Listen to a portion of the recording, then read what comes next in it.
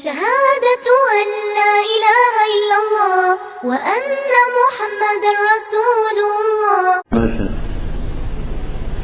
اور باقی تب رہتا ہے کہ احسان اور اذیت نہ ہو.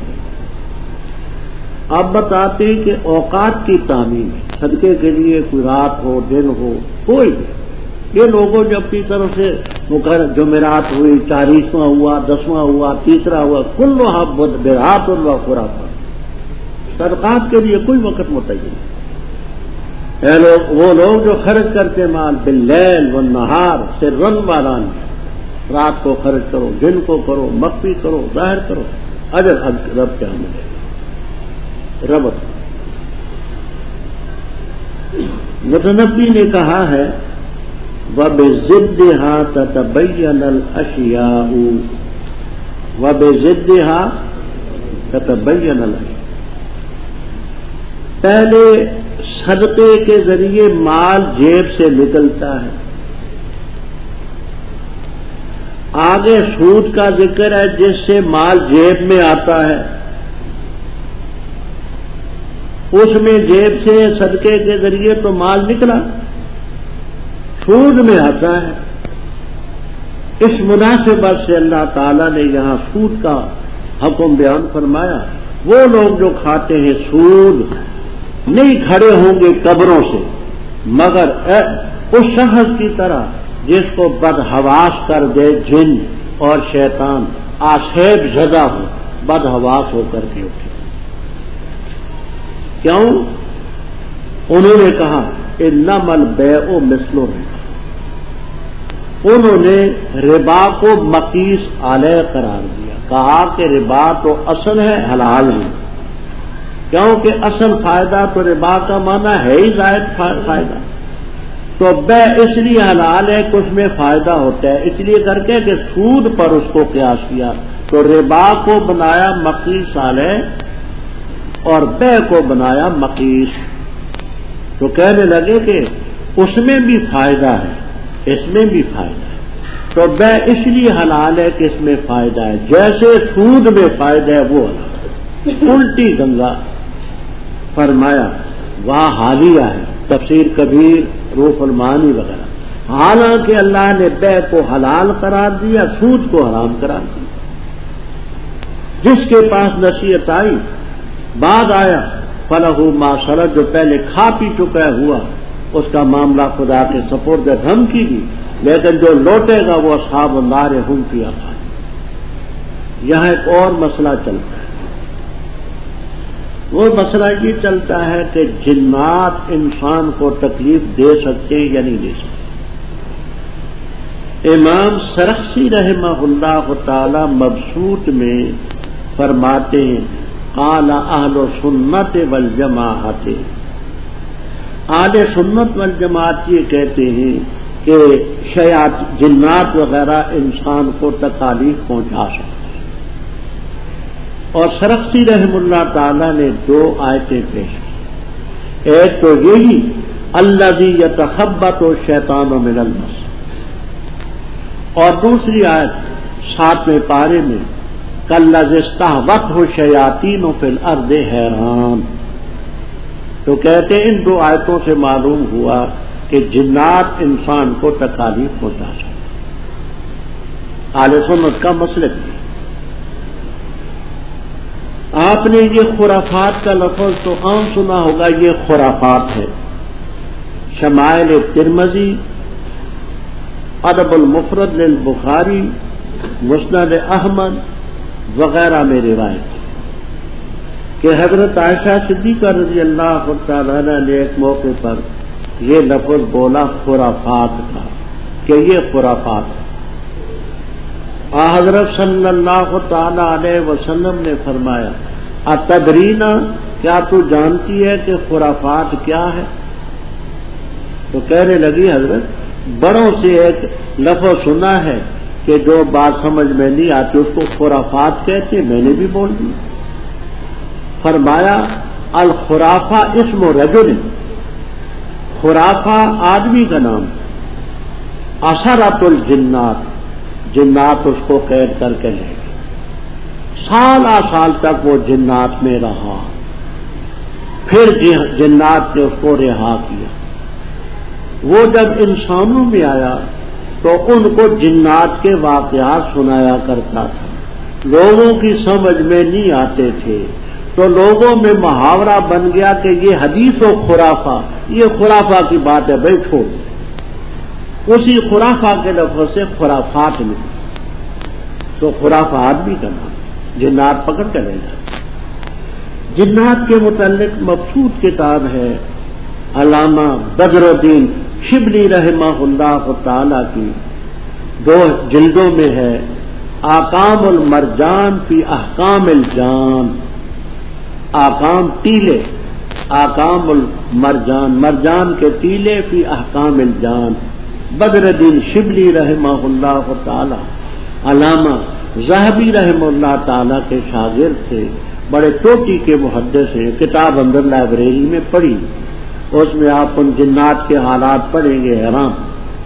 تو بہرحال جنات کسی وقت انسان کو تکلیف دے سکتے ہیں، قرآن سے بھی ثابت ہے، حدیث سے بھی ثابت ہے، اور اہل سنت والجماعت کا مسئلہ ہے۔ لیکن اتنی بات یاد رکھنا، ہر چیز، ہر کڑی کو آدمی اس سے ملائے کہ جن کا اثر ہو گیا یا جادو ہو گیا، یہ بھی میرا وہاں۔ میرے پاس ایک فوج کے میجر صاحب آئے تو کہنے لگے جی مجھے تعویذ کر دیں، مجھ پر کسی نے جادو کر دی۔ میں نے کہا آپ کو کیا اثر معلوم ہوتا ہے؟ تو کہنے لگے میری ٹٹی سے بو آتی ہے۔ میں نے کہا لا حول ولا قوت الا باللہ۔ میں نے کہا ٹٹی زعفران تو نہیں ہوتی، وہ تو ٹٹی ہوتی ہے۔ اتنا وہمی بھی انسان کو نہیں ہونا چاہیے کہ سر درد ہو گیا تو کہا مجھ پر کسی نے کچھ کر دیا، ٹانگوں میں درد ہو گیا تو کہا کسی نے کچھ کر دیا، کمر میں درد ہو گیا تو مجھ پر جادو ہو گیا۔ اتنا وہم بھی نہیں ہونا چاہیے، عقیدہ بڑا مضبوط ہونا چاہیے۔ بے شک اپنے مقام پر جادو بھی حق ہے، اپنے مقام پر جنات کا اثر بھی ہے، لیکن بہت کچھ ایسے ہیں کہ وہ مکاریاں بھی ہیں۔ میں نے آج تک نہ جن دیکھا ہے اور نہ جنوں کا عمل دیکھا۔ ٹھگ بڑے سنے ہیں، وہ ہے وہ ہے وہ ہے، میں نے نہیں دیکھا، قائل ہوں جنوں کا بھی، اور یقین جانے آپ سے زیادہ جنات یہاں موجود ہیں، وہ بھی پڑھتے سنتے، لیکن نہ ہم سے ظاہرات کبھی گفتگو کی۔ کبھی کبھار ایسا معلوم ہوتا ہے کہ کپڑا کھینچ لیتے ہیں، بیچتے پیچھے کچھ بھی نہیں ہوتا، بس اس کے علاوہ شکل بھی دیکھی آئی۔ اور ایسا بھی ہو سکتا ہے کہ وہ جنات انسانی شکل میں آ کر کے بیٹھے ہوں۔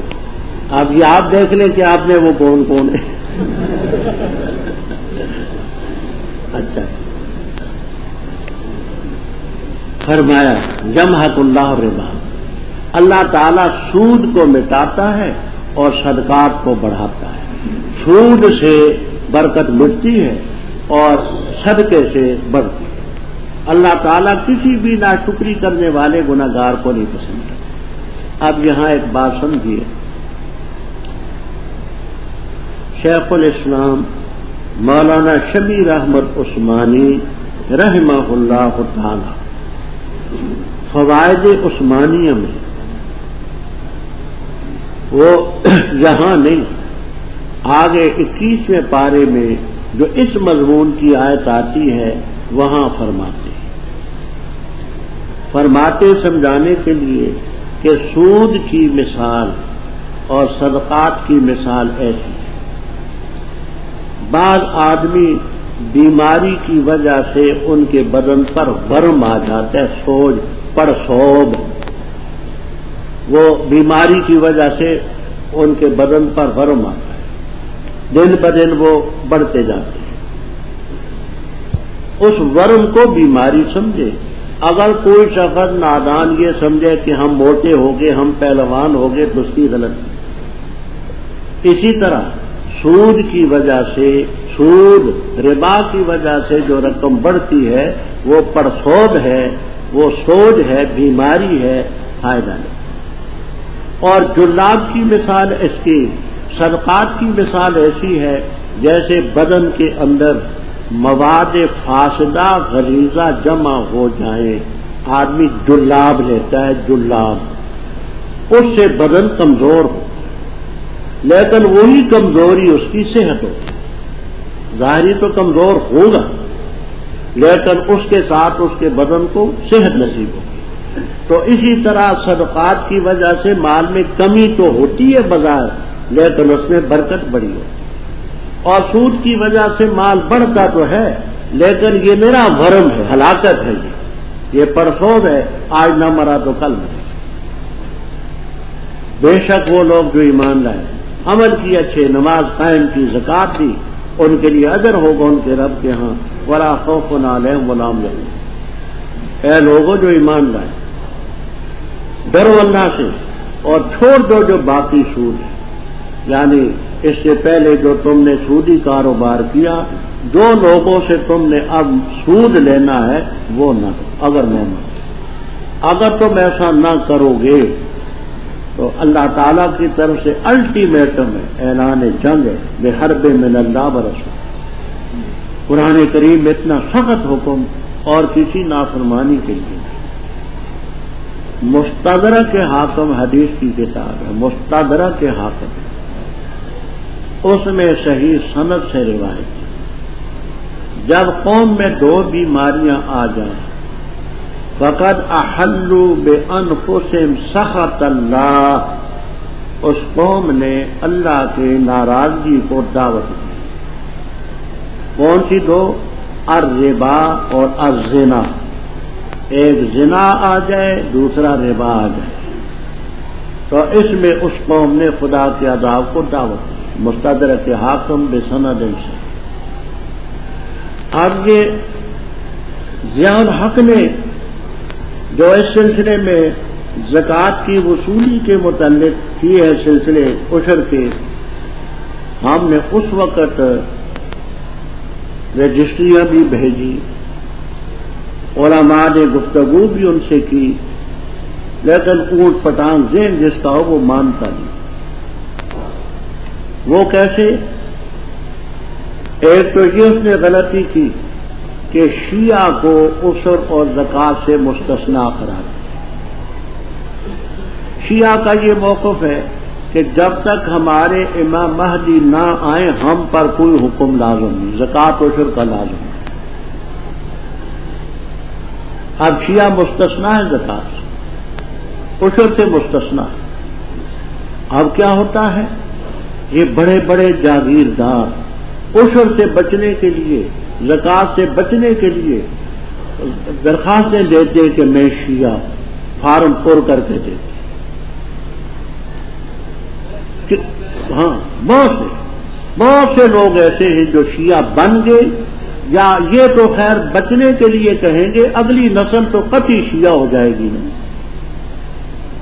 تو شیعہ نے یہ کہا کہ ہم پر زکوٰۃ بھی عشر بھی. عجیب بات ہے کہ لیتے ہیں دیتے نہیں، بڑی خامی.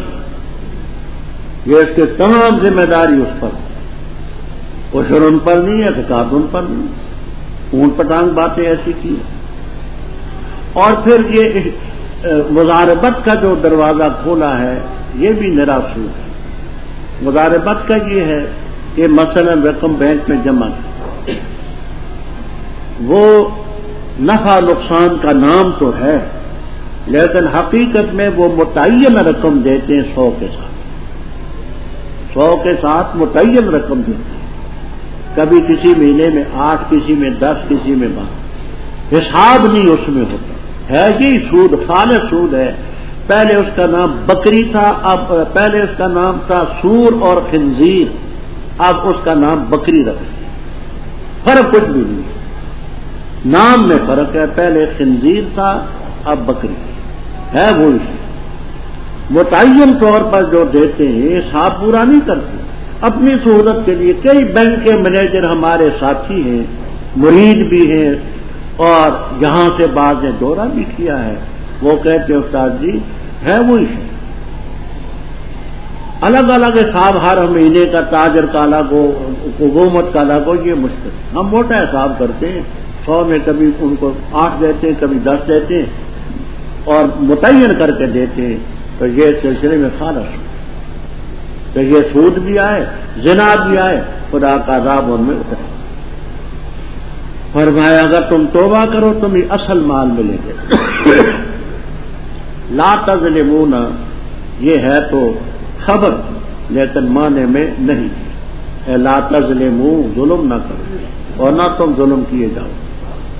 وَإِنْ كَانَ اگر ہے وہ مدیون اور مقروض جس نے تم سے سود پر رقم لی ہے کیا ہے ذو عسرۃ تنگی والا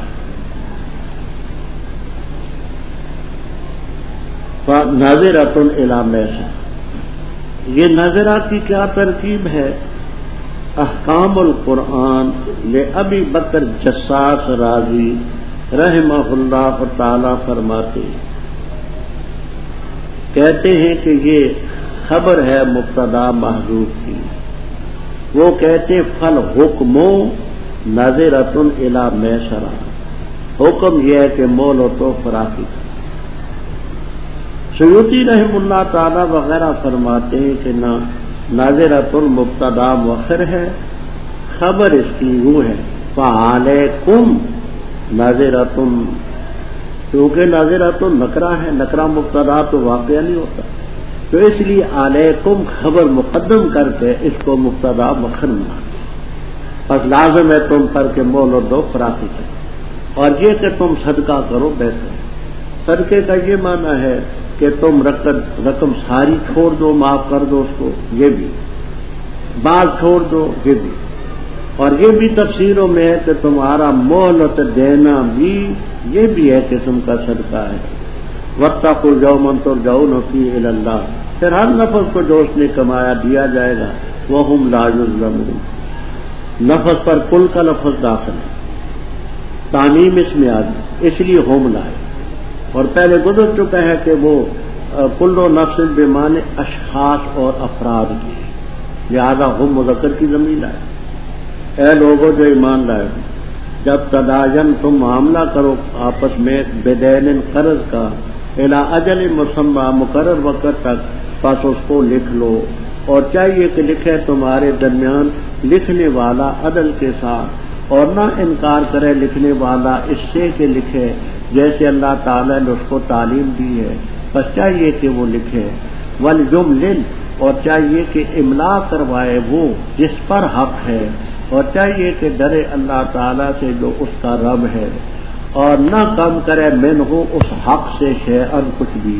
بس اگر ہے وہ شخص جس پر حق ہے سفیہن بے وقوف ہے یا ضعیف ہے یعنی طاقت رکھتا ان اس کی کہ جو ملا املا کروائے وہ بس چاہیے کہ املا کروائے اس کا کارکن اس کا مختار عدل کے ساتھ اور گواہ بنا لو دو گواہ اپنے مردوں میں سے. پس اگر نہیں ہے دو مرد پس ایک مرد اور دو عورتیں ہوں ممن ترضونا اس سے جس کو تم پسند کرتے ہو من الشہداء گواہوں میں سے.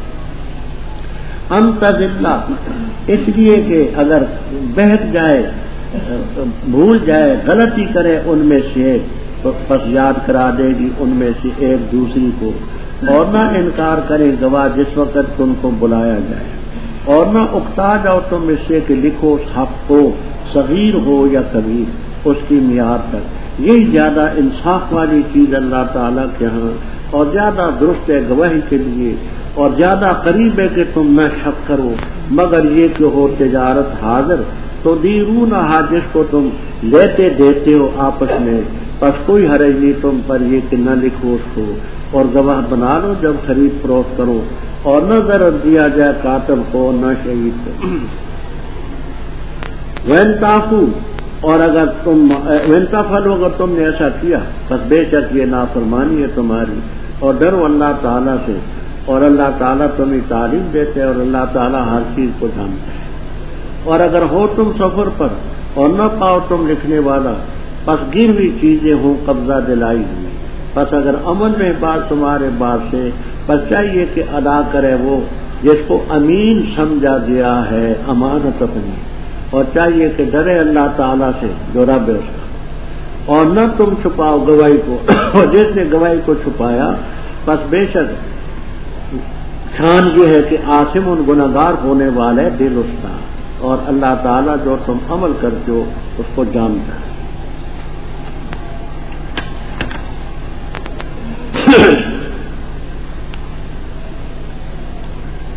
اوپر اس کا ذکر تھا کہ اگر تمہارا مدیون تنگ دست ہے تو مہلت دو.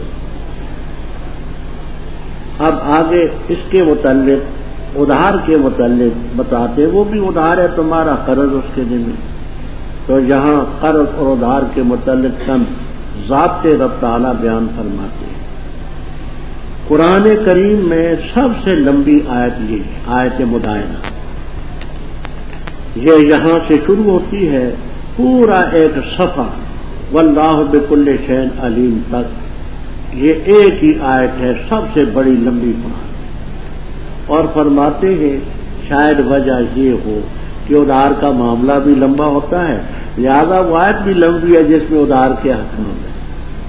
فرمایا اذا تداینتم، جب معاملہ کرو آپس میں قرض کا ادھار کا، مقرر بھی آج تک تو اس کو لکھ تحریر ہونی چاہیے. لکھ ہے درمیان میں عدل کے ساتھ، لکھنے والا انکار نہ کرے لکھنے سے. اللہ نے اسے لکھنے کی ترکیب سکھلائی ہے، لکھے. املال بھی آتا ہے اور املاء بھی آتا ہے، دونوں مصدر، جس کے معنی لکھوانا. املا کرائے وہ جس پر حق ہے، یعنی مدیون، وہ بتائے کہ مجھ پر اتنا، لیکن اللہ سے ڈرے جو اس کا رب ہے، صحیح بتائے اور کم نہ کرے حق سے کچھ بھی. اگر حق والا مدیون جو ہے سفی ہے، پاگل ہے یا ضعیف ہے، اتنا کمزور ہے کہ وہ نہیں لکھوا سکتا بڑھاپے یا بیماری کی وجہ سے، جانی طاقت رکھتا کہ املا کرا سکے وہ، کہ وہ بولی اس کی اور ہے اور اس کی بولی اور ہے، یعنی بولی اس کی نہیں جانتا، زبان اس کی نہیں جانتا، خود نہیں. تو ایسے موقع پر وہ کیا کرے، اپنا کسی کو وکیل بنا دے کہ بھائی میں اس کی زبان کو نہیں جانتا اور تو گویا کہ میری طرف سے اتنی رقم لکھو. تو طاقت نہیں رکھتا. یا گنگا ہے، گنگا بھی تو طاقت نہیں رکھتا، تو اس گنگے کا کوئی وکیل بن جائے یا اس غیر ملکی آدمی کا وکیل بن جائے، کیونکہ خود وہ طاقت نہیں رکھتا لکھوانے کی، تو وہ اس کا لکھوائے. لیکن لکھوائے عدل کے ساتھ. 2 گواہ بنا لو، مرد ہو، مرد نہ ہو تو ایک مرد ہو، 2 عورتیں ہوں، جن کو تم گواہوں میں سے پسند کرتے. 2 عورتیں کیوں ہوں؟ اگر ایک بھول جائے تو دوسری یاد کرا دے. دیکھیے عورتیں جو ہیں باتیں تو بڑی کرتی ہیں، لیکن کام کی جو بات ہوتی ہے وہ اکثر ان کو کھا جاتی. باتوں نہیں اتنی ہوتی ہے کہ کان کھا مار. وہ میں اسباق پڑھا رہا تھا بچیوں کو ہی، اب بھی پڑھتی ہیں. تو ایک بی بی آ گئی پروفیسر، مجھے کہنے لگی مولانا میں آپ سے کچھ پوچھنا چاہتا. میں نے کہا بیٹی یہ بچیاں پڑھ رہی ہیں، مشکات تھی ان کی اور ریاض الصالحین ترجمہ وغیرہ. کہانی مجھے ذرا جلدی ہے، میں پوچھنا چاہتا. میں نے کہا پوچھو، کیا پوچھتی ہو؟ کہنے لگی جی دیکھیے یہ امام ابو حنیفہ رحم اللہ تعالی نے جو یہ کہا ہے کہ مردوں اور عورتوں میں قصاص کے سلسلے میں مساوات نہیں، مردوں اور عورتوں میں اعضاء کے سلسلے میں جو قصاص ہے، نفس نہ، اعضاء کے سلسلے میں جو قصاص ہے تو یہ نہیں ہے. تو کہنے لگی پھر امام صاحب پھر عورتوں کو انسان نہیں سمجھتے. میں نے کہا بیٹی تم نے خود مسئلہ چھیڑا ہے، اب مجھے بھی کچھ بیان کرنا پڑے. میں نے کہا دیکھو مسئلہ یہ ہے کہ اگر کوئی شخص کسی کی داڑھی مونڈ ڈالے، داڑھی، تو اس پر کتنی دیت آتی ہے؟ میں آپ سے پوچھتا ہوں علماء، کتنی اس پر ہے؟ ہاں پوری دیت. اگر کسی کی داڑھی کوئی مونڈ ڈالے تو 100 اونٹ کی دیت آتی ہے. میں نے کہا بی بی ایک عورت کسی مرد کی داڑھی مونڈتی تو مرد اس کی داڑھی کہاں سے مونڈے گا، وہ کہاں ہے؟ وہ کیا کرے؟ میں نے کہا اچھا چھیڑا ہے مسئلہ تم نے، ایک عورت مرد کے اعلی تناسل کو خصیتین سمیت کاٹ دیتی ہے، تو مرد اس کی کون سی جگہ کاٹے گا بتاؤ تو پھر؟ مرد عورت کے سر کو مونڈ ڈالتا ہے تو سر پر بھی وہی دیت، عورت کے لیے سر رکھنا ضروری، منڈوانا حرام۔ میں نے کہا مرد ہے وہ عورت کا سر مونڈ ڈالتا ہے اور ہے میرے جیسا ٹرینڈ کرایا ہوا، تو اس کی کون سی جگہ مونڈو گی تو؟ میں نے کہا مرد عورت کے پستان کاٹ دیتا ہے، تو اب مرد کے پستان کہاں ہیں وہ کیا کاٹیں گے؟ امام صاحب نے کوئی غلط بات تو نہیں کہی؟ وہ سب بیویاں جو پڑھتی تھی وہ بیچاری سر نیچے کر کے ہنسی۔ میں نے کہا مسئلہ بیان کر لیں، جس نے پوچھا جو ہے تو بتانا تو ہے نا مجھے۔ تو میں نے کہا امام صاحب نے غلط نہیں کہا، بالکل صحیح۔ اب دیکھیے بے نظیر بڑی چیخی چلائی کہ جی دیکھو یہ کہتے ہیں کہ مرد کی گواہی منظور ہے اور عورت کی گواہی منظور نہیں، یہ بات بھی اس نے کی۔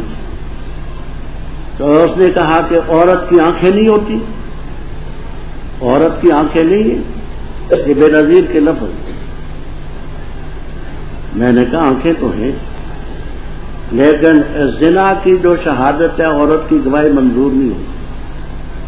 زنا کے سلسلے میں تو یہ کہنا پڑے گا کہ رہے تو کل میل فل مکحلہ، کل میل فل، تو کون حیادار عورت ہے جو جج کے سامنے لوگوں کے سامنے یوں کہے گی کہ میں نے یوں دیکھا ہے؟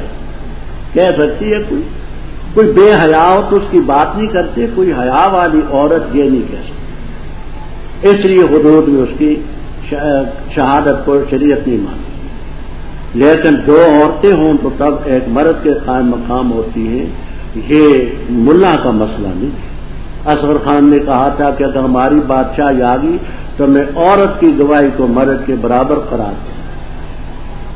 ملازم ہم نہیں مانتے، عورت کی گواہی مرد کے برابر کروں گا۔ بھائی یہ ملا کا مسئلہ ہے، قرآن کا مسئلہ ہے۔ فِلَّمْ يَكُونَا رَجُلَيْنِ فَرَجُلٌ وَامْرَأَتَيْنِ مِمَّنْ تَرْضَوْنَ مِنَ الشُّهَدَاءِ، حدیث کا مسئلہ بھی نہیں، فقہ کا مسئلہ نہیں، قرآن کا مسئلہ ہے۔ جیسے ان لوگوں کے دلوں میں قطعاً کوئی فکر نہیں۔ میں تو اس نتیجے پر پہنچا ہوں کہ وہ انگریزی خان جس نے اپنے بزرگوں سے استفادہ دین کا نہ کیا ہو، اس کا ذہن اسلام کے بارے میں کبھی صاف نہیں ہو سکتا۔ وہ انگریزی خان جو اپنے بزرگوں کے پاس بیٹھا ہے اس کی بات نہیں کرتا، وہ جو بزرگوں سے کٹ کے رہا ہے، انگریزی تعلیم اس نے حاصل کی ہے، اسلام کے بارے میں اس کا ذہن صاف، وہ اسلام وہ سمجھے گا جس کو وہ سمجھے، خالص اسلام اس کے ذہن میں نہیں ہے۔ کبھی کوئی چیز کسی کی تعویل کرے گا، کبھی کسی کی کرے گا۔ ذہن ایسا انگریز نے بگاڑ دیا منحوس اور خبیث نے کہ صحیح باتیں بھی سمجھ نہیں آتی۔ ہاں وہ اللہ کے نیک بندے جو انگریزی بھی جانتے ہیں، اکابر سے ان کا تعلق ہے، دین سے تعلق ہے، ان کی بات نہیں کرتا، وہ ہے ایسے بے شمار۔ اور فرمایا نہ انکار کریں گواہ جس وقت ان کو بلایا جائے، اور نہ تم تھک جاؤ اس سے کہ حق کو لکھو، چھوٹا ہو یا بڑا ہو، ذالکم اقسط عند اللہ وقم لکھو۔ مسئلہ یہ ہے کہ گواہی دینی، جس کی گواہی پر حق موقوف ہو یہ واجب ہے، اجرت نہیں لے سکتا، گواہی پر اجرت نہیں لے سکتا۔ ہاں تفصیل یہ ہے کہ اگر وہ مزدور ہے اور گواہی کے لیے اس کو لے جایا گیا اور وہ گواہی دینے کے لیے گیا تو اس کو دہاڑی نہیں ملتی، وہ جو دن کی کمایا کرتا تھا تو اس کو وہ دے، کرایہ آنے جانے کو اس کو ملے، کھانا جو درمیانے قسم کا ہے اس کو ملے۔ لیکن اگر کوئی شخص ملازم ہے یا امیر ہے کہ اس کے آنے جانے سے آمدنی پر کوئی فرق نہیں پڑتا تو وہ دہاڑی نہیں لے سکتا، ہاں کرایہ آنے جانے کا گواہ لے سکتا، گواہی لا سکتا۔ یہی اللہ تعالیٰ کے یہاں زیادہ انصاف والی چیز ہے، زیادہ درست ہے گواہی کے لیے اور قریب ہے کہ تم زیادہ قریب ہے کہ نہ شک کرو۔ انسان ہے، بعض کے حادثے کمزور ہوتے ہیں، کچھ دنوں کے بعد تو میری یاد رہتی کہ کتنی لکھی ہوگی تو اس سلسلے میں شک شبہ نہیں باقی ہے۔ فرمایا مگر یہ کہ تجارت و حاضر جس کو ادارہ جدیر و ادارتن باب افعال لیتے دیتے ہو آپس میں کوئی نہیں۔ مثلا آپ نے بازار سے کاپی خریدنی ہے، قلم خریدنا ہے، نقد پیسے دیے، دعات خریدی، کپڑا خریدا، جوتی خریدی، چائے خریدی، چینی خریدی، جو کچھ خریدا، اب اس کے لکھنے کی ضرورت نہیں ہے کہ ادھار تو ہے نہیں، نقد پیسے دیے نہیں۔ لیکن اس میں بھی فرمایا اہم چیز ہو تو خرید فروخت کرتے وقت گواہ بنا لو۔ مثلا تم نے زمین خریدی، مکان خریدا، گائے خریدی، بھینس خریدی، گاڑی خریدی، نقد پیسے دیے تو بہتر ہے کہ لکھ لو تاکہ آئندہ کے لیے جھگڑے کا احتمال باقی نہ ہو۔ اور نہ ضرورت دیا جائے کاتب کو اور نہ گواہ۔ مطلب یہ کہ کاتب جو ہے بیمار ہے، اسی طرح گواہ جو ہے وہ بیمار ہے۔ تم کہتے نہیں جی منشی جی میرا کام ضرور کرو، گواہ کے اپنے گھر میں تکلیف ہے تم اس کو کھینچتے ہو نہ، تم ایسا کرو عدالت کو کہو کہ ہمارا گواہ آج بیمار ہے یا غمی خوشی میں کہیں گیا ہوا ہے، اس لیے اس کے سلسلے میں۔ اور بعضوں نے اس کے لا یزارو بھی کہا ہے، یہ یزارو معروف بھی پڑھا ہے۔ اور نہ ضرر دے کاتب، لکھنے والا یہ لکھنے میں کوئی کمی نہ ہے، اور گواہ جو ہے وہ ضرر نہ دے، یعنی گواہی میں کوئی غلط بیانی سے کام نہ لے۔ تو یزارو جو ہے یہ معروف بھی پڑھا گیا ہے اور مجہول بھی پڑھا گیا ہے، دونوں تفسیریں موجود۔ اور اگر تم ایسا کرو گے یہ تمہاری نافرمانی ہوگی، اللہ سے ڈرو وَيُعَلِّمُكُمُ اللَّهُ وَاللَّهُ بِكُلِّ شَيْءٍ۔ اگر تم سفر میں ہو اور نہ پاؤ تم کاتب، فرحان مقبوضہ، ریحان رہنن کی جمع ہے، رہنن بفتح راہ، رہانہ یرانو فتح باب آتا ہے، رہن کا لفظ کبھی نہ پڑھنا، رہن نہیں رہن، رہنا نہیں ہے، رہانہ یرہنو رہنن، فتح یفتح فتحن، باب فتح ہے تو ریحان رہنن کی جمع ہے، پس گروی ہے چیزیں جن پر قبضہ دلا ہے۔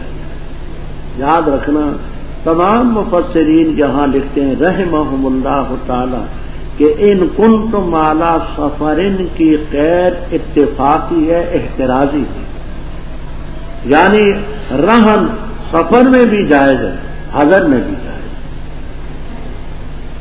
ہے۔ ان کنتم کی قید اتفاقی ہے، احترازی نہیں کہ سفر میں ہو تو رہن ہو، سفر میں نہ ہو تو نہ ہو، ایسا نہیں، کیونکہ عموماً سفر میں اس کی ضرورت زیادہ پیش آتی ہے تو اس بنا پر وہاں یہ لگا اتفاقی ہے۔ اب یہاں ایک مسئلہ اور بھی زیادہ محقق باس یہاں امام ابو بکر جساس رازی رحمہ اللہ تعالی نے احکام القرآن میں کی کہ جو رہن کی چیز ہے اس سے مرتہن فائدہ نہیں اٹھا سکتا۔ امام ابو حنیفہ رحمہ اللہ تعالی آپ کے تلامذہ کے نام لیتے ہیں، ابو یوسف، محمد ابن حسن شیبانی، حسن ابن زیاد، حافیہ اودی، ظفر ابن حذیر رحمہ اللہ تعالی، تمام اس کے قائل ہیں کہ مرتہن رہن سے فائدہ نہیں اٹھا سکتا۔ اور اس پر ایک رسالہ لکھا ہے مولانا عبدالحی لکھنوی رحمہ اللہ تعالی نے، الفلق المشحون، طبع شدہ رسالہ ہے، اس میں تمام فقہی حوالے انہوں نے درج کر دیے ہیں کہ مرتہن رہن سے فائدہ نہیں اٹھا، صرف اس کا قبضہ ہوگا کہ راہن جب تک کہ رقم نہ دے اس وقت تک گویا کہ وہ اس میں تصرف نہیں کر سکتا، نہ راہن بیچ سکتا ہے نہ اس کو ہبہ کر سکتا ہے، باقی انتفاع جائز ہے۔ بعض لوگوں نے فتح القدیر وغیرہ کیے، جزی سے خواہ بخواہ ہیلے تلاش کیے ہیں، ہیلوں سے کچھ نہیں بنتا، ہیلوں سے علت حرمت میں کوئی اثر نہیں پڑتا۔ اسی طرح فرمایا جب امن میں ہوں بات تمہارے پاس ہے تو ادا کرے وہ شخص جس کو امین سمجھا گیا ہے، وہ ہے مقروض۔ قرض دینے والے نے مقروض اور مدیون کو امین سمجھا ہے. وہ امین، وہ معتمن جو ہے وہ اپنی امانت کو، قرض کو واپس اللہ سے ڈرے اور گواہی مت چھپاؤ. جس نے گواہی چھپائی تو اس کا دل گناہگار ہوگا. واللہ بما تعملون، اللہ تعالیٰ کے لیے ما فی السماوات و ما فی الارض. اگر ظاہر کرو تم جو تمہارے نفوس میں آئی اس کو مخفی رکھو، اللہ تعالیٰ اس کے ساتھ تم سے لے گا، پس بخشے گا جس کو چاہے گا اور سزا دے گا جس کو چاہے گا. اللہ تعالیٰ ہر چیز پر قادر ہے. ایمان لایا رسول صلی اللہ علیہ وسلم اس چیز پر جو اتاری کی اس کی طرف، اس کے رب کی طرف سے، اور مومن بھی سب ایمان لائے باللہ و ملائکتی و کتبی و رسلی. یہ کہتے ہوئے کہ ہم نہیں تفریق کرتے کسی ایک کے درمیان اس کے رسول میں سے، اور کہا انہوں نے سنا ہم نے اور اطاعت کی ہم نے، غفرانہ کا تیری بخشش چاہتے ہیں اے رب ہمارے، اور تیری طرف ہے المصیر لوٹنا. نہیں تکلیف دیتا اللہ تعالیٰ کسی نفس کو مگر اس کی طاقت کے مطابق، اس کے لیے جو اس نے کمایا اور اس پر جو اس نے کمایا. اے رب ہمارے نہ پکڑ ہمیں اگر ہم بھول گئے یا ہم سے خطا ہوئی. اے رب ہمارے نہ لاد ہم پر بوجھ جیسے کہ ڈالا تو نے ان پر جو ہم سے پہلے تھے. اے رب ہمارے اور نہ اٹھوا ہم سے وہ چیز جس کی ہمیں طاقت نہیں، اور معاف کر ہمیں اور بخش دے ہمیں اور رحم کر ہم پر، تو ہمارا آقا ہے. اور فانصرنا علی القوم الکافرین، کافر قوم پر تو ہماری مدد کر. ربط اس بارے میں بہت سارے احکام بیان ہوئے. نکاح کا ہے، طلاق کا ہے، عدت کا ہے، صدقات کا ہے، جہاد کا ہے، قصاص کا ہے، روزوں کا ہے، حج کا ہے، عمرے کا ہے، خاصے احکامات. اب ان احکام کو سن کر کے انسان گھبراتا ہے کہ یہ بڑے سخت حکم ہیں. اللہ تعالیٰ نے فرمایا کہ للہ ما فی السماوات و ما فی الارض، آسمانوں کی ملک بھی رب کی، زمین کی ملک بھی رب کی، اپنے ملک میں جو چاہے. فرمایا اگر ظاہر کرو گے جو چیز تمہارے دلوں میں ہے یا مخفی رکھو گے اللہ اس کا حساب تم سے لے گا. یہاں ایک طویل بات ہے.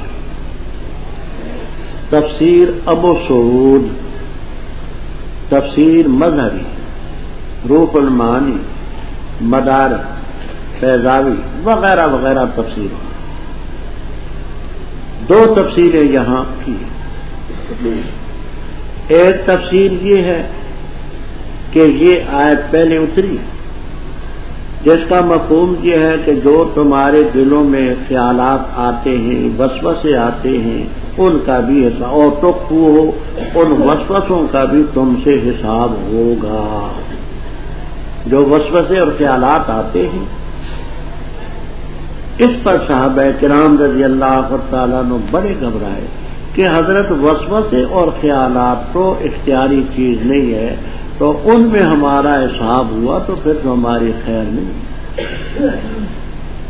اس تفسیر کے روح سے آگے اس کو لا یکلف اللہ نفسا الا وسعہا، اس سے اس کو نسخ کر دیا گیا. یہ ناسخ کہ اختیاری چیزیں نہیں ہیں، وسوسے جو آتے ہیں ان میں گرفت. تو ایک تفسیر یہ ہے کہ یہ پہلے وسوسوں پر گرفت تھی، پھر لا یکلف اللہ سے اس کی نسخ.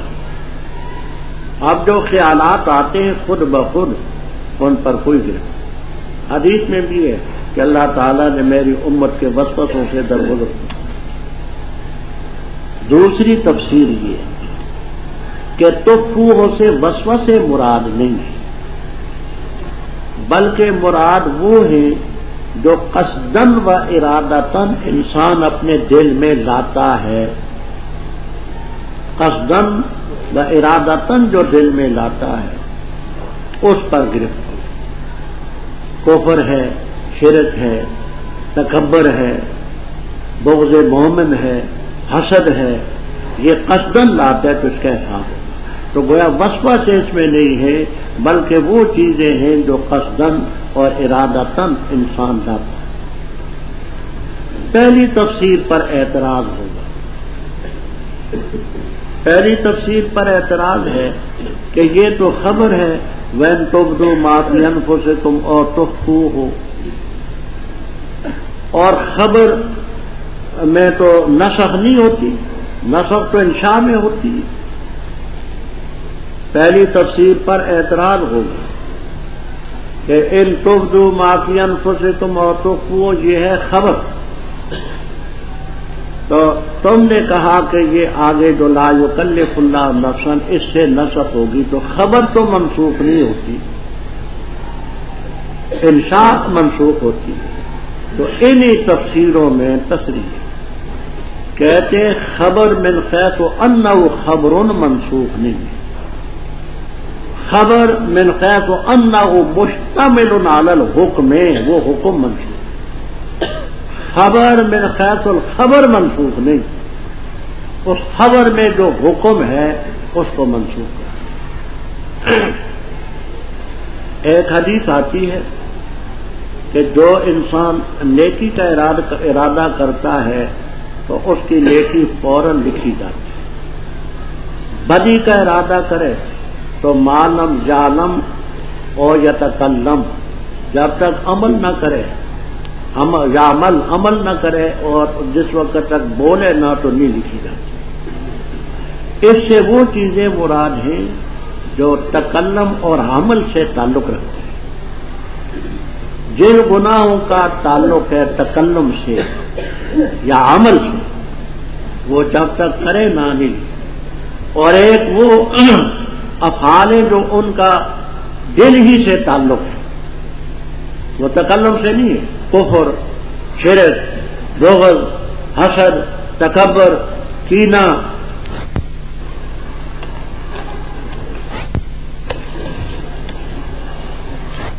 اچھا جی، بس اللہ تعالیٰ بخشے گا جس کو چاہے گا، سزا دے گا جس کو، واللہ علی کل شیء۔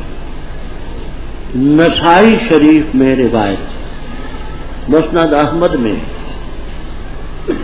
کہ معراج کی رات حضرت صلی اللہ علیہ وسلم کو اللہ تعالیٰ کی طرف سے 3 تحفے ملے۔ ایک نمازیں پہلے 50 تھی، پھر 5 رہ گئی۔ دوسرا یہ آمن الرسول سے آخر تک یہ آیتیں اللہ تعالیٰ نے بغیر جبرائیل علیہ السلام کی وساطت کے آپ کو دی، فَأَوْحَىٰ إِلَى الْعَبْدِ مَا أَوْحَىٰ۔ اور تیسرا تحفہ یہ ہے کہ اللہ تعالیٰ نے فرمایا ہے کہ آپ کی امت میں سے جو شخص اس حالت میں مرا لا یشرک باللہ شیئا، اللہ تعالیٰ کے ساتھ کسی چیز کو شریک نہیں ٹھہراتا، میں اس کو بخش دوں۔ نسائی میں یہ 3 تحفے آئے، آمن الرسول بما انزل الیہ من ربی والمؤمنون، کل واحد منہم، ہر ایک میں اللہ پر، فرشتوں پر، کتابوں پر، رسولوں پر ایمان۔ یہ کہتے ہوئے لا نفرق بین احد من رسلہ، پہلے پارے میں تشریح گزر چکی ہے، اور کہا انہوں نے سمعنا واطعنا غفرانک۔ یہ غفرانہ کا کیا ہے؟ بعض فرماتے مفعول بھی ہے، اسأل غفرانک۔ رضی کہتے ہیں یہ مفعول مطلق ہے۔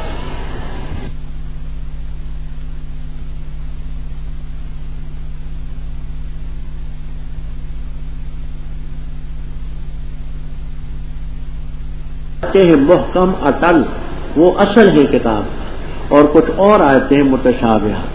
پر بہرحال وہ لوگ جن کے دلوں میں زیغن کجی ہے، ٹیڑھا پن ہے، وہ پیروی کرتے اس چیز کی جو متشابہ اس سے، چاہتے ہوئے فتنہ اور چاہتے اس کی حقیقت، وما یعلم، حالانکہ نہیں جانتے اس کی حقیقت کو مگر صرف اللہ تعالیٰ۔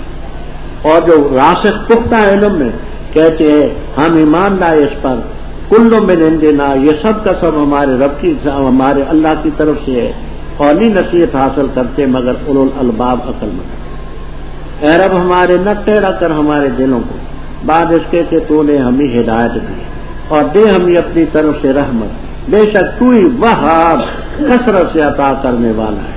اے رب ہمارے بے شک تو جمع کرنے والے لوگوں کو اس دن میں جس میں کوئی شک نہیں، بے شک اللہ تعالیٰ نہیں خلاف کرتا المیعاد، وعدے کی۔ رب تفسیر کبیر، ابو سعود، بیان القرآن، سبق الغایات فی نصب الآیات اور بلغۃ الحیران وغیرہ میں یہ ربط لکھا ہے۔ پہلی سورت کے آخر میں تھا فانصرنا علی القوم الکافرین، ہم ہی کافر قوم کے مقابلے میں ہماری مدد کر۔ یہ مدد دو طریقے سے ہوتی ہے، ایک بالسیف تلوار سے، دوسری باللسان زبان سے۔ مناظرے میں غلبہ ہو، ایک تلوار سے۔ آگے 80 آیتوں کے قریب تک یہی مضمون چلا جاتا ہے، کہیں بالسیف ہے غلبہ، کہیں باللسان۔ اب شان نزول اس کا سمجھے۔ 8 ہجری میں مکہ مکرمہ فتح ہوا، 9 ہجری میں رجب کے مہینے میں نجران کے عیسائی 60 آدمی 60 رجلا، 60 آدمیوں کا قافلہ آپ کے پاس آیا۔ اصل مقصد تھا کہ ہم آپ کے وفادار رعیت ہیں، ہم پر جو جزیہ خراج آتا ہے وہ بتا دیں، لیکن ضمنی طور پر علمی باتیں بھی ہوتی ہیں۔ آپ نے فرمایا کہ ہم ایسا کریں گے، 2 3 تقسیم کر دیں گے، 2 آدمی ایک کے پاس رہے، 3 ایک کے پاس ہیں۔ انہوں نے کہا نہیں، ہم اکٹھے رہیں۔ ان کا خیال یہ تھا کہ ہمارے ساتھیوں کو یہ اپنی طرف تبلیغ کر کے مائل نہ کریں، ہم اکٹھے رہیں گے تو ان کی تبلیغ سے بچے رہیں گے۔ فرمایا ہمارے پاس 60 آدمیوں کی جگہ نہیں ہے۔ کہنے لگے اس مسجد میں ہم ہی رہنے گے۔ اچھا مسجد میں رہو۔ مسجد نبوی میں ان کو ٹھہرایا گیا۔ انہوں نے کہا ہم تو نماز رک کر کے ادھر کو پڑھیں گے، فرمایا ادھر کو پڑھو۔ سیرت ابن ہشام، زاد المعاد وغیرہ وغیرہ میں تصریح ہوئی۔ وہاں جو اصل بات تھی وہ وفادار رعیت ہونے کی تھی، جزیہ اور خراج، لیکن ضمنی طور پر جہاں علمی باتیں بھی تھی۔ حضرت عیسیٰ علیہ السلام کا تذکرہ ہے، کہنے لگے جی وہ اللہ کے بیٹے ہیں اور اللہ تعالیٰ کے پیارے ہیں، یہ ہے وہ ہے۔ حضرت صلی اللہ علیہ وسلم نے یہ فرمایا، یہ بتاؤ کہ اللہ تعالیٰ پیدا ہوا ہے؟ کہا نہ، وہ ازلی ہے، نہ ابتدا نہ انتہا۔ یہ بتاؤ کہ عیسیٰ علیہ السلام پیدا ہوئے؟ کہا ہاں، اپنے ماں کے رحم میں تھے اور پیدا۔ یہ بتاؤ کہ اللہ تعالیٰ پر کوئی چیز زمین اور آسمانوں میں مخفی ہے؟ کہنے لگے نہ۔ عیسیٰ علیہ السلام پر کوئی چیز؟ کہنے لگے کہ وہی جانتے جو علمہ اللہ تعالیٰ نے ان کو بتایا۔ یہ بتاؤ کہ اللہ تعالیٰ کھاتا پیتا ہے؟ کہنے لگے نہ۔ عیسیٰ علیہ السلام کہنے لگے کہ کھاتے بھی تھے پیتے بھی تھے، وَيَحْدُثُ الْحَدَثَ، وضو بھی ٹوٹتا تھا، انسان کے لوازمات میں سے کھانے پینے کے بعد پیشاب پخانے کی ضرورت بھی آتی ہے۔ یہ کہا کہ اللہ تعالیٰ پر وفات آئے گی؟ کہا نہیں۔ عیسیٰ علیہ السلام کہنے لگے کہ عیسیٰ علیہ السلام پر سیاتی علیہ الفناء، ان پر موت آئے گی۔ یہ تفسیر ابن جریر طبری، روح المعانی، معالم التنزیل وغیرہ میں یہ شان نزول مفصل مضمون۔ تو 80 آیتیں لکھی۔ اس موقع پر جب اس سے عاجز آگے تو کہنے لگے پھر یہ جو تمہارے قرآن میں آتا ہے روح من ہو، اس کا کیا مطلب؟ کلمۃ اللہ القاہا الی مریم، یہ کلمۃ اللہ کا کیا مطلب؟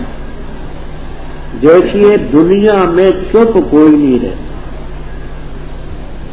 دنیا میں چپ کوئی نہیں رہتا۔ وہ ایک مشہور کہاوت ہے، کہانی، یہ پدی ایک چھوٹا سا پرندہ ہوتا ہے، پدی، کیا پدی اور کیا پدی کا چھوٹا سا، وہ کہتے پدی جانور، چڑیا زمین پر بیٹھی، گھاس تھا، وہاں دھاگے واگے تھے، اس کی ٹانگ کے ساتھ دھاگا چمٹ گیا، پدی بڑی پھڑپھڑائی، دھاگا بھی نہ ٹوٹا، ٹانگ بھی نہ چھڑا سکا۔ پدی سے کسی جانور نے پوچھا کیا بات ہے، تو پدی کہنے لگی میں زمین توڑ رہی ہوں، زمین۔ تم تو پدی بھی دنیا میں نہیں رہتی بھائی۔ تو کہنے لگے اچھا اگر عیسیٰ علیہ السلام ابن اللہ نہیں اور ان کی کوئی خصوصیت نہیں تو روح منہ کا کیا مسئلہ، کلمۃ اللہ کا کیا مسئلہ؟ تو متشابہات سے استدلال شروع کیا، اس کا ذکر آخر میں پھر مباہلے کا چیلنج آئے گا، وہ شاید آج ہی انشاءاللہ آ جائے گا، پھر وہ اس میں بھی رہ گی۔ الف لام میم کے متعلق میں 5 تفسیریں پہلے عرض کر چکا ہوں، جن کے پاس ہیں یاد کریں، نہیں دوسروں کو بتا دیں۔ اللہ لا الہ الا هو الحی القیوم، نام اس کا آل عمران، حضرت عیسیٰ علیہ السلام کے نانا جی کا نام تھا عمران، ان کا ذکر آگے آئے گا۔ عمران ابن ماسان بیت المقدس میں جو مسجد اقصی ہے اس کے خطیب اور امام تھے، وقت کے ولی تھے، تو ان کا عمران ابن ماسان کا ذکر اس میں آئے گا رحمہ اللہ۔ اللہ تعالیٰ کے بغیر کوئی نہیں، حی قیوم کے معنی گزر چکے، نازل کی تجھ پر کتاب حق کے ساتھ، مصدق ان کتابوں کی جو اس سے پہلے ہوئی، تورات نازل کی، انجیل اس سے قبل، ہدی للناس، اور فرقان نازل کیا۔ قرآن پاک کا نام قرآن بھی ہے، فرقان بھی ہے، انا نحن نزلنا ذکر بھی ہے، ہدی بھی ہے، موعظہ بھی ہے، متعدد نام ہے قرآن پاک۔ بے شک وہ لوگ جنہوں نے اللہ کی آیات کا انکار کیا ان کے لیے عذاب شدید ہوگا۔ اللہ تعالیٰ غالب بھی ہے، بدلہ لینے والا بھی، انتقام لینے والا۔ بے شک اللہ تعالیٰ پر کوئی شے مخفی نہیں، فی الارض ولا فی السماء۔ وہ ذات ہے جو تمہیں ماؤں کے رحموں میں صورتیں دیتی ہے، کالی، گوری، سیاہ، سفید، لڑکا، لڑکی، کیف یشاء، جیسے چاہے۔ لا الہ الا هو العزیز الحکیم۔ وہ ذات ہے جس نے تجھ پر کتاب نازل کی، اس کتاب کا ایک حصہ ہے آیات محکمات، ہن ام الکتاب۔ آیات محکمات سے کیا مراد ہے؟ حضرت شاہ ولی اللہ صاحب رحمہ اللہ تعالی الفوز الکبیر میں فرماتے ہیں کہ محکم وہ آیت ہے جس کا ایک ہی معنی متعین ہو اور دوسرا معنی سلف صالحین میں سے کسی نے نہ لیا ہو، اور جس کے معنی متعددہ ہوں وہ احتمالی۔ تو آیات محکمات قرآن پاک میں وہ کتاب کا سلسلہ ہے۔ کچھ اور آیتیں ہیں متشابہات ہیں، بیاد الملک، یدا مبسوطتان، الرحمن علی العرش استوی، یکشف عن ساق، روح منہ، کلمۃ اللہ، جن کے دلوں میں کجی ہے وہ اس کی پیروی کرتے جو متشابہ ہے، ماں فتنہ اٹھانے کے لیے اور اس کی حقیقت جاننے کے لیے۔ وما یعلم تاویلہ الا اللہ، حالانکہ اس کی تعویل کو اللہ کے بغیر کوئی نہیں جانتا، حقیقت کوئی نہیں جانتا۔ امام ابو حنیفہ رحمہ اللہ تعالی اور دیگر بہت سارے اکابر یہ والراسخون کو پہلے سے نہیں لگاتے، واو کو مستانفہ مانتے، مانا کہتے اس کی حقیقت کو اللہ کے بغیر کوئی نہیں جانتا، اور راسخ